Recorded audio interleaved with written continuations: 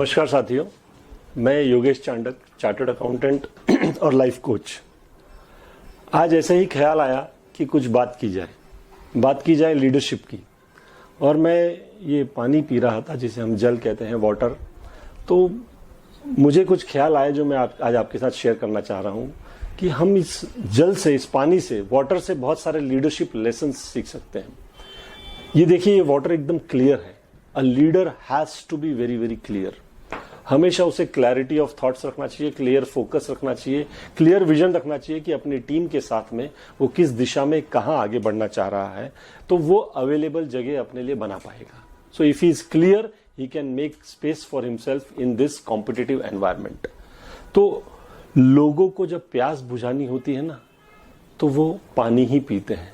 चाहे cold drink P लें, चाहे जूस पी लें, लेकिन प्यास तो पानी से ही बुझती है। लीडर में ये क्वालिटी होनी चाहिए कि लोगों की जो आस है, लोगों की जो रिक्वायरमेंट है, वो पूरी वही कर पाए। तभी लोग लीडर को एडमायर भी करेंगे, लीडर को रिस्पेक्ट भी करेंगे और लीडर के साथ भी चलेंगे। लीडर की एक क्वालिटी होती है, जैसे कि वाटर की जो क्वालिटी है, कि इसको जिस शेप में डाला जाए, जिस बर्तन में डाला जाए, जिस ग्लास में डाला जाए, वाटर उसका शेप ले लेता है। लीडर में भी यही क्वालिटी होती है कि होनी चाहिए। बल्कि मैं कहूंगा कि वो जिस लोगों के साथ, जिन लोगों के साथ उठे बैठे, जिनके साथ काम करे, जिनके साथ उसको काम करवाना है, अपने प्लान्स को, अपने फोकस को उसी की ओर एग्जीक्यूट करना है, तो he should have that shape of those people, so he can mingle with those kind of people। हम हर तरह के लोगों के साथ काम कर पाए, हर तरह की सिचुएशन में काम कर पाए, हर तरह के सर्कमस्टेंसेस में काम कर पाए, यही लीडर की क्वालिटी होती है, जो हमारे पानी में भी वो क्वालिटी है। तो क्लैरिटी एक क्वालिटी है, प्योरिटी एक क्वालिटी है, लोगों की एक्सपेक्टेशंस को मीट करना ये भी लीडर की एक क्वालिटी है। अगर हम पानी में एक बूंद भी कोई कलर डाल दें तो पानी भी पूरा का पूरा पानी उस कलर का हो जाता है। लीडर में भी ये क्वालिटी होनी चाहिए कि एक बूंद भी अगर कहीं से आ रही है तो लीडर उसमें समाहित हो जाए, लीडर उनमें मिल जाए, and he is like one of them, not out of them. हमें भीड़ से अलग नहीं, भीड़ का हिस्सा बन के भीड़ के साथ काम करने की क्षमता एक लीडर में होनी चाहिए। तो कोई भी कलर डाले, पानी अपना रंग बदल देता है, वैसे ही लीडर भी अपना रंग में मिल जाता है, लोगों के साथ मिल जाता है। अगली क्वालिटी अगर मैं बात करूं तो पानी में अगर क्लियर एंड प्योर वाटर है, उसमें कोई भी तरह का आप इंग्रेडिएंट डालिए, चाहे आप सॉल्ट डालें, चाहे आप शुगर डालें, तो अगर शुगर डालेंगे तो पूरा का पूरा पानी स्वीट हो जाएगा। केवल वो शुगर का हिस्सा वाला पानी स्वीट नहीं होता है। सॉल्ट डालें तो पूरा का पूरा पानी सॉल्टी हो जाएगा। अगर उसमें हम कॉफी पाउडर, कॉफी ग्रेन्यूल्स डाल देंगे तो पूरा का पूरा पानी कॉफी का टेस्ट का हो जाएगा। एक लीडर में भी ये क्वालिटी होनी चाहिए कि वो जिन लोगों के साथ मिले उन्हीं के टेस्ट के हिसाब से काम करे, और organisational goals, organisational targets, organisation का जो विजन है या जो उस कंपनी का जो विजन है, उसको अचीव करने में वो सबके साथ चले। तो हम कैसा भी टेस्ट ऐड करें, कैसा भी कलर ऐड करें, पानी वैसा हो जाता है, वैसे ही लीडर को भी हो जाना चाहिए। लीडर की सबसे बड़ी क्वालिटी होनी चाहिए कि वो प्रोग्रेस, जैसे पानी, आप पानी को कहीं भी छोड़िए तो पानी अपनी जगह खुद बनाना स्टार्ट कर देता है और वो मूव करना स्टार्ट कर देता है। You must have observed people, घरों में सीम आ जाती है और सीम दीवारों में ऊपर चढ़ती है, तो वो सीम नहीं है, पानी ऊपर भी चढ़ रहा है। Just imagine, water is making its own way, it is progressive, it is finding its own path. अगर पानी रोक दिया जाए तो पानी, अगर रुका हुआ पानी है तो वो सड़ने लगता है, खराब होने लगता है, उसमें से बदबू आने लगती है, उसमें कीड़े, उसमें जीव जंतु पैदा होने लगता है, तो it becomes stagnant. So a leader has to be progressive. If he is not progressive, he will start his stagnancy.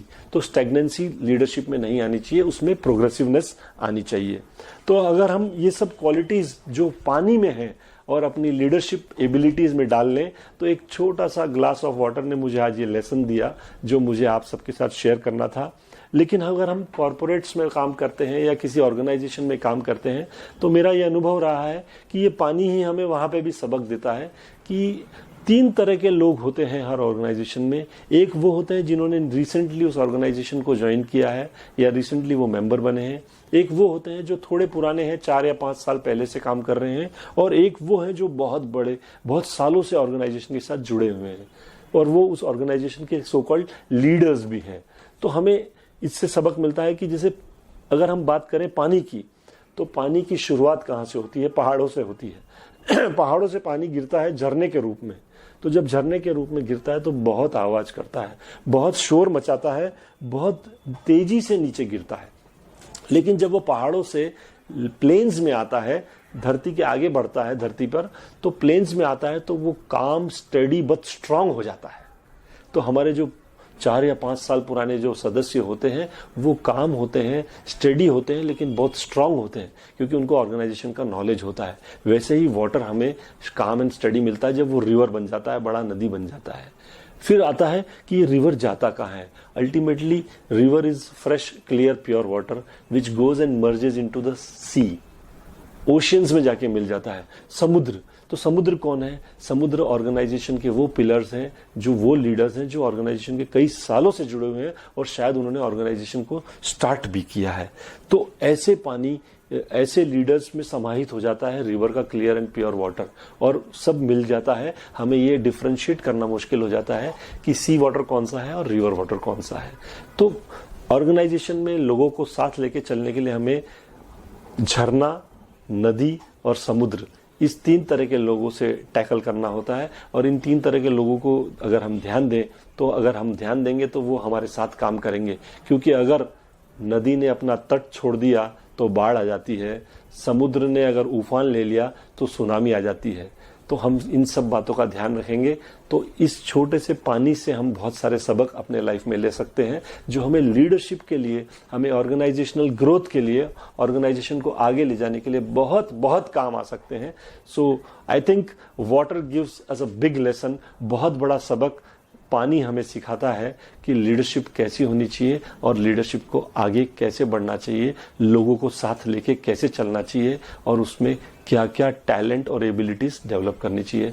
तो wish you all the best. Thank you very much. This is Yogesh Chandak signing off.